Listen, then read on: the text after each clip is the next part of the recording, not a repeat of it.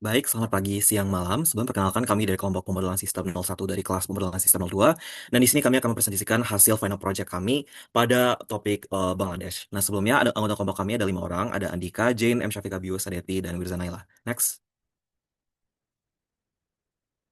Baik, kasus ini didasarkan pada bencana siklon di Bangladesh yang berdampak pada sekitar 2 juta orang. Dibutuhkan distribusi 80.000 ton bantuan selama 40 hari atau sekitar 2.000 ton per hari. Tantangan utamanya adalah kerusakan jalan dan jembatan, sehingga akses distribusi sangat terbatas terutama pada hari-hari awal. Next. Tujuan kami adalah membangun model simulasi untuk membandingkan strategi distribusi 80.000 ton bantuan dalam 40 hari dengan biaya transportasi minimum dan tingkat pelayanan maksimum. KPI utama yang digunakan adalah target 2.000 ton per hari, persentase masyarakat yang terlayani, serta biaya transportasi terhadap nilai bantuan sebesar 400 juta dolar. Next. Model dibatasi oleh kondisi jalan yang tidak dapat dilalui selama 2 hari pertama, jembatan kategori C dan D yang rusak, serta ketersediaan kendaraan berbeda pada setiap fase.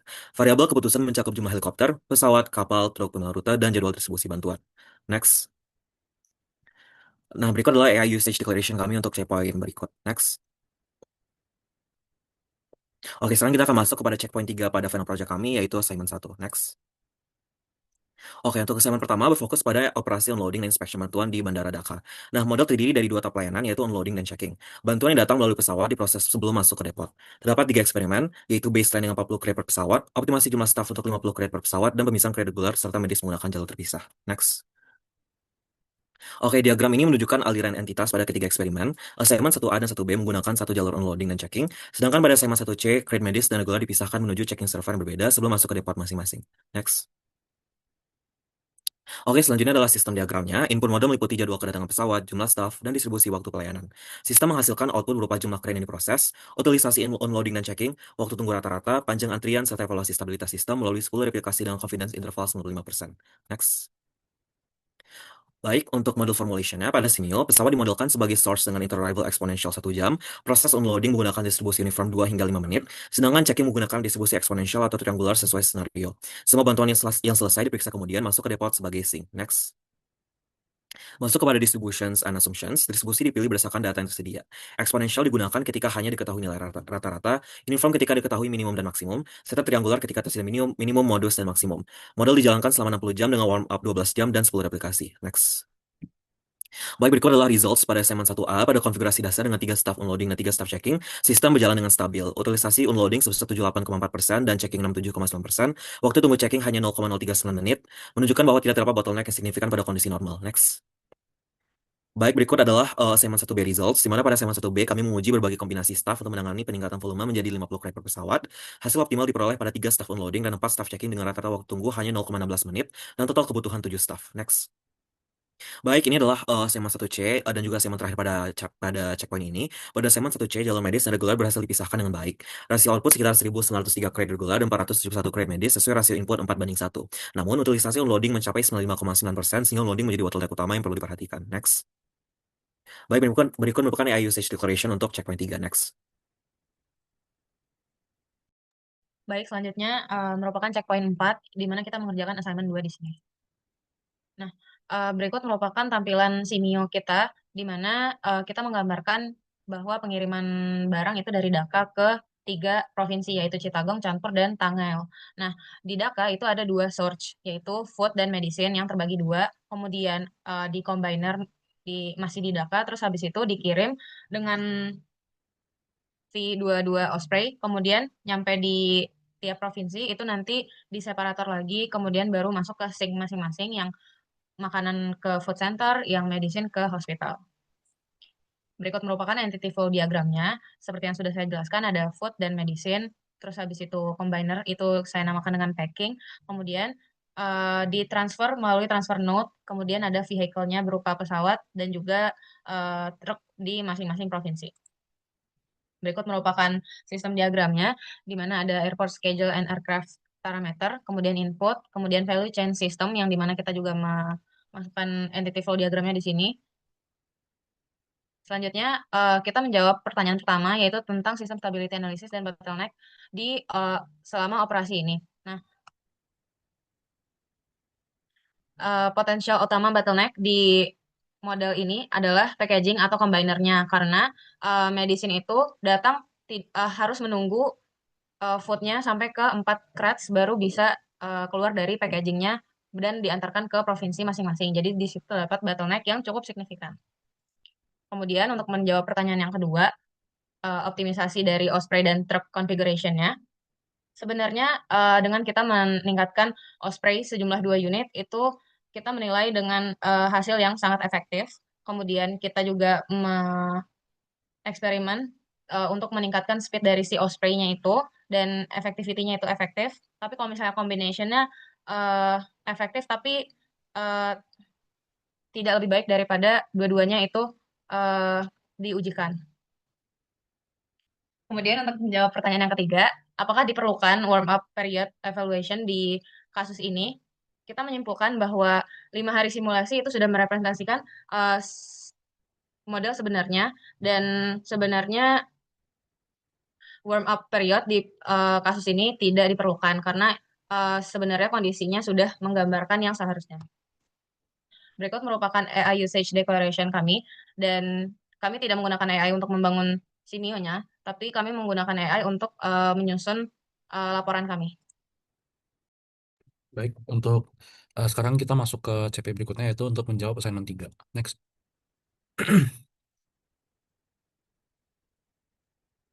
Oke, jadi untuk slide ini kami akan memperkenalkan simulasi penjadwalan penerbangan di Bandara Dhaka yang mengevaluasi bagaimana fasilitas tersebut memproses penerbangan penumpang dan penerbangan bantuan kargo secara bersama di landasan pacu yang sama.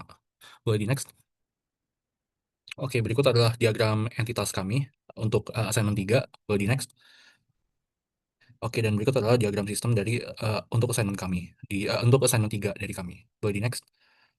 Oke, sekarang kita akan masuk ke bagian menjawab pertanyaan, yaitu yang pertama, kami harus menjawab bagian kargo darurat versus penerbangan komersial, di mana kami harus menganalisis seberapa besar jadwal komersial yang dikorbankan demi kargo darurat, di mana di semua skenario hanya sekitar 1,33% hingga 1,35% penerbangan penumpang terjadwal yang mengalami penundaan lebih lama dari 40 menit.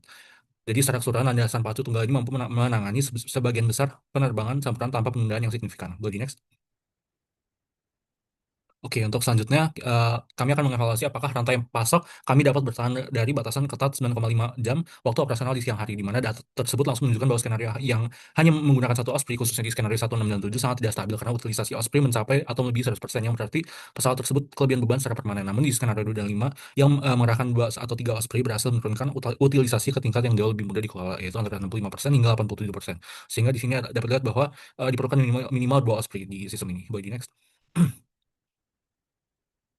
Oke, untuk pertanyaan yang ketiga, yaitu di kondisi di mana landasan pacunya sama waktu pengiriman yang berbeda, di mana di sini kami akan mengungkapkan bahwa ada obat-obatan membutuhkan waktu sedikit lebih lama untuk diproses di semua skenario, di mana waktu pemrosesan obat-obatan terbaik adalah 3,5 menit dibandingkan dengan 4,7 menit untuk makan.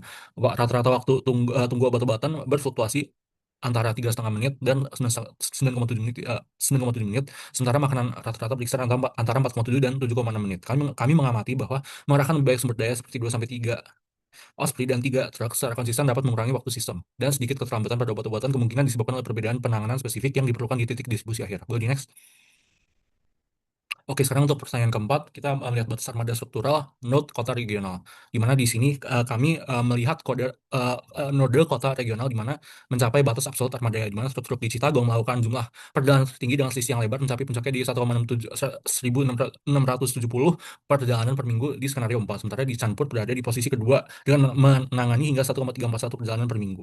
Dan di sini pola ini bertahan stabil di semua skenario yang diuji secara langsung, mencerminkan volume permintaan yang lebih tinggi serta jarak tempuh yang lebih jauh ke Chittagong dibandingkan ke kota-kota lainnya. Boleh di next. Oke, untuk question kelima, membahas mengenai volatilitas ekstrim antara transportasi yang kelebihan beban dan staf yang menganggur. Di mana dalam skenario 1 Osprey, untuk pesawat tersebut terus-menerus beroperasi pada utilisasi lebih dari 100%, yang mana sama sekali tidak berkelanjutan. Pada saat yang bersamaan juga, staf bongkar muat di ketiga kota tujuan sangat kurang dimanfaatkan dan hanya berada di kapasitas antara 30% hingga 42%. Yang mana ini artinya mereka menghabiskan sebagian besar hari kerja mereka dengan menganggur total dan hanya mengalami lonjakan aktivitas secara singkat ketika pengiriman akhirnya tiba. Boleh di next. Oke, untuk pertanyaan ke-6 dan atau pertanyaan terakhir, kita melihat waktu tunggu barang di setiap kota, di mana ditunjukkan bahwa Chittagong secara konsisten mengalami waktu tunggu terlama mencapai hingga 0,664 jam pada skenario 1 dan menjadikan kota yang paling sulit untuk dilayani dengan cepat. Dan Tanggail mencapai waktu tunggu keseluruhan terbaik yaitu hanya dalam 0,107 jam. Chan pun menunjukkan hasil tunggal terburuk yaitu 0,692 jam pada skenario 6, tetapi ini terisolasi pada pengaturan yang hanya menggunakan 2 truk untuk melayani permintaan sistem. Pada akhirnya skenario yang hanya menjalankan satu OSPREY secara konsisten menghasilkan waktu tunggu tertinggi di ketiga kota, sekali lagi memperkuat kesimpulan bahwa OSPREY adalah bottleneck utama dalam rantai pasok kami. Go di next. Berikut adalah AI usage declaration kami untuk checkpoint 5. Go di next. Baik, selanjutnya untuk verification and validation untuk assignment 1, 2, dan 3 dimulai dari assignment 1, boleh di next. Terkait proses unloading dan inspeksi di Bandara Dhaka, verification-nya seluruh parameter input, mulai dari inter-arrival hingga checking time telah terverifikasi match 100% antara brief tugas dengan implementasi logika di Simio. Kami juga menerapkan warm-up period selama 12 jam untuk menghilangkan bias awal. Untuk validation-nya sendiri berdasarkan extreme condition task, skenario staff minimal 3+3 membuat utilitas itu melonjak ke 98,2% dan sistem collapse, membuktikan bahwa model itu bekerja sesuai dengan teori antrian. Lalu melalui sensitivity analysis, konfigurasi terbaik itu ada di skenario 2, yaitu 3 unloading plus 4 checking, karena berhasil menurunkan utilitas ke angka aman, yaitu 73,5% dengan biaya paling efisien. Next. Untuk assignment 2 di sini pemodelan distribusi bantuan dari Dhaka ke 3 kota menggunakan armada V22 Osprey dan truk. Di sini verification-nya semua parameter operasional seperti kapasitas armada, rasio bundling, makanan, obat 4:1, kecepatan Osprey 300 km per jam, dan probabilitas tujuan distribusi telah terverifikasi sukses dengan status checklist hijau. Jadi logika parent atau membernya pada combiner dan separatornya juga sudah berjalan dengan tepat. Next. Untuk validation-nya di sini sesuai karakteristik operasi darurat berdurasi pendek yaitu 5 hari, model ini divalidasi tanpa menggunakan warm-up period. Jadi hasil analisis sensitivitasnya menunjukkan bahwa bottleneck utamanya itu sistem ada pada kapasitas armada Osprey-nya, bukan pada kecepatan terbangnya. Lalu menambah jumlah Osprey itu terbukti jauh lebih efektif menurunkan waktu penumpukan barang di sistem dibanding sekedar mendongkrak kecepatan. Next. Untuk assignment 3, di sini kami mengintegrasikan jadwal penerbangan komersial dengan batasan baru, yaitu prioritas kargo darurat dan pembatasan jam kerja yang hanya 9,5 jam di siang hari. Untuk verifikasinya sendiri, di sini logika perhitungannya, persentase penundaan penumpang di atas 40 menit, serta pembatasan work schedule bertenaga surya telah terverifikasi lolos uji logika di Simio. Lalu, next. Untuk validation dan findings-nya ini berdasarkan uji 7 skenario, sistem itu ditemukan tidak stabil jika hanya menggunakan satu Osprey, karena utilitasnya itu dipaksa melewati batas 100% akibat pemangkasan jam kerja. Jadi diperlukan minimal 2 Osprey agar sistem kembali stabil. Selain itu, penerapan aturan prioritas largest value first terbukti sukses menekan angka penerbangan komersial yang terlambat secara signifikan dari 1,60% jika memakai aturan FIFO menjadi kisaran 1,33% sampai 1,35% saja. Next. Oke, di sini ketiga blok model simulasi kami itu mulai dari penanganan bandara, distribusi wilayah, hingga integrasi jadwal terbang itu telah diverifikasi secara parametrik dan logis, serta tervalidasi melalui uji kondisi ekstrem dan replikasi yang stabil. Jadi kami memiliki tingkat kepercayaan yang tinggi bahwa model ini sudah sangat valid dan siap digunakan sebagai alat bantu mengambil keputusan taktis dalam operasi kemanusiaan pasca siklon di Bangladesh. Next. Oke, berikut merupakan AI usage declaration-nya dari verification and validation. Next. Oke, berikutnya adalah checkpoint 7 assignment 4. Boleh the next. Pada assignment 4 ini, kami memodalkan operasi distribusi bantuan kemanusiaan setelah terjadinya Cyclone SIDR tahun 2007 di Bangladesh. Cyclone kategori 4 hingga 5 ini menyebabkan kerusakan besar pada infrastruktur termasuk jalan, jembatan, dan akses transportasi di wilayah selatan Bangladesh. Sebanyak 9 provinsi terdampak dengan sekitar 2 juta penduduk membutuhkan bantuan, dan target bantuan yang harus distribusikan adalah 80.000 ton selama 40 hari atau setara dengan 2.000 ton per hari. Apabila target harian tidak tercapai, maka setiap kekurangan 1 ton diasumsikan setara dengan 1.000 orang yang tidak menerima bantuan pada hari itu. Boleh next? Untuk memudahkan sistem distribusi bantuan, kami membagi sumber bantuan menjadi 2 gelombang. Gelombang pertama berlangsung pada hari ke-1 hingga hari ke-5 dan berasal dari stok nasional Bangladesh sebesar 10.000 ton. Stok ini berasal dari 4 lokasi yaitu Dhaka, Chittagong, Khulna, dan Patna. Gelombang kedua berlangsung mulai dari hari ke-6 hingga hari ke-40 dengan total bantuan internasional sebesar 70.000 ton yang berasal dari Singapura. Bantuan masuk melalui jalur udara menuju Dhaka dan jalur laut menuju pelabuhan Chittagong. Dalam model Simio, kami mempresentasikan stockpile sebagai source, provinsi sebagai sink, dan kendaraan sebagai transporter yang menghubungkan seluruh jaringan distribusi bantuan. Boleh next. Slide ini menunjukkan dasar penentuan rute distribusi berdasarkan jarak antar lokasi. Di tabel di sebelah kiri berisi jarak antara pusat distribusi dengan 9 provinsi tujuan, dan informasi ini digunakan untuk menentukan waktu perjalanan kendaraan dan membantu proses optimasi distribusi. Selain itu, sistem dibagi menjadi 4 fase berdasarkan ketersediaan moda transportasi. Pada hari 1 sampai ke-2, hanya helikopter yang tersedia karena jalan masih tidak dapat dilalui. Pada hari ke-3 sampai ke-5, small truck mulai dapat digunakan. Pada hari ke-6 sampai 14, bantuan internasional mulai masuk melalui pesawat dan kapal. Lalu kemudian pada hari 15 sampai 40, large truck mulai tersedia hingga kapasitas distribusi meningkat. Pembagian fase ini sepenuhnya mengikuti batasan operasional yang diberikan pada assignment. Boleh next. Untuk menyederhanakan sistem, beberapa asumsi digunakan dalam model. Pertama, seluruh jembatan kategori C dan D pada wilayah terdampak dianggap tidak dapat digunakan, sedangkan kategori A dan B beroperasi normal. Kedua jalan tidak dapat digunakan pada 2 hari pertama. Ketiga, ferry service dianggap tidak tersedia selama periode simulasi. Lalu provinsi bola Papua Kali dan Berguna hanya dapat diakses menggunakan helikopter. Boleh next. Pada slide ini menjelaskan spesifikasi setiap moda transportasi yang digunakan. Helikopter menggunakan kapasitas 20 ton dengan kecepatan 175 km per jam dan throughput sekitar 84 ton per hari. Small truck memiliki kapasitas 3 ton dan digunakan pada hari ketiga hingga hari ke-14. Large truck memiliki kapasitas 6 ton dan mulai hari ke-15. Pesawat memiliki kapasitas 50 ton dengan kecepatan 800 km per jam dan digunakan untuk bantuan internasional yang membutuhkan respon cepat, sedangkan kapal memiliki kapasitas terbesar yaitu 8.000 ton dengan throughput sekitar 842 ton per hari sehingga menjadi moda paling efektif untuk pengiriman dalam jumlah besar. Boleh next. Setelah menentukan kendaraan yang tersedia pada setiap fase, kami membangun kerangka distribusi 4 fase. Fase 1 berlangsung pada hari 1 sampai ke-2 menggunakan helikopter. Fase kedua berlangsung pada hari ke-3 sampai ke-5 ketika small truck mulai dapat digunakan. Fase ketiga berlangsung pada hari ke-6 sampai ke-14 ketika bantuan internasional mulai dapat melalui pesawat dan kapal. Fase 4 berlangsung pada hari ke-15 sampai 40 ketika large truck tersedia sehingga kapasitas distribusi menjadi paling tinggi. Boleh next. Untuk menentukan kombinasi kendaraan yang paling efisien, kami menggunakan linear programming pada setiap fase dan fungsi objektif yang digunakan adalah meminimalkan total biaya transportasi sambil tetap memenuhi target distribusi bantuan. Pada fase pertama diperoleh kebutuhan minimum 24 helikopter agar target harian 2.000 ton dapat dipenuhi. Pada fase kedua, kebutuhan 3 helikopter dan 583 small truck. Pada fase ketiga diperlukan 6 helikopter dan 25 pesawat. Dan fase keempat diperlukan kombinasi 3 helikopter, 292 large truck, 730 pesawat, dan 1 kapal. Boleh next. Pada tahap ini kami memastikan seluruh asumsi dan model telah berjalan sesuai dengan yang dirancang dan dapat dilihat bahwa helikopter throughput, vehicle availability windows, dan heli-only province dan total plant goods terverifikasi bisa dilakukan. Lalu kami membandingkan beberapa skenario distribusi. Hasilnya menunjukkan bahwa Airbridge memiliki performa tertinggi dengan delivery rate sebesar 87,5%, namun membutuhkan biaya sekitar 55 juta dolar. Sementara itu, Ship First memberikan delivery rate sebesar 75% dengan biaya hanya sekitar 22 juta dolar sehingga menjadi pilihan yang lebih cost efektif. Boleh next.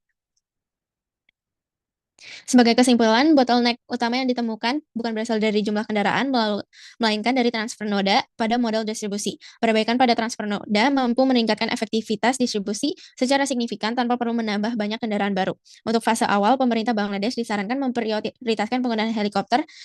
Untuk bantuan internasional, kapal sebaiknya menjadi moda utama karena biaya operasionalnya jauh lebih rendah. Secara keseluruhan, biaya transportasi hanya sekitar 6% dari total nilai bantuan sehingga peningkatan efektivitas distribusi masih sangat layak secara ekonomi. Dengan strategi kombinasi helikopter di awal dan kapal pada fase internasional, sistem distribusi bantuan dapat menjadi lebih cepat, lebih merata, dan lebih efisien. Boleh next. Slide ini menunjukkan implementasi model Simio untuk masing-masing fase distribusi. Boleh next. Next.